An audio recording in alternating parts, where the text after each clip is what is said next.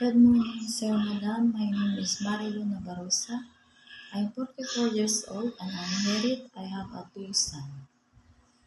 Before, I'm working in Singapore for almost 10 years. And I look after Akong. I do washing, iron, and marketing is not always. And the time I will the COVID-19 I come back to Philippines for vacation, but it's a lockdown all over the world, so I cannot going back there. So I decided to go Saudi to work as a nanny, and I look after a newborn baby.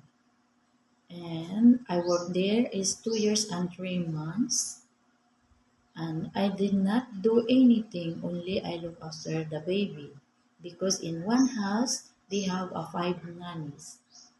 Thank you, sir, madam. I hope that you uh, try to take me as your helper, so I can guarantee you that you can be happy with me for my service and to look after your family, and I do my best, and I'm honest, and I always to listen to my employer. It's hope that you hire me. Thank you, sir, madam.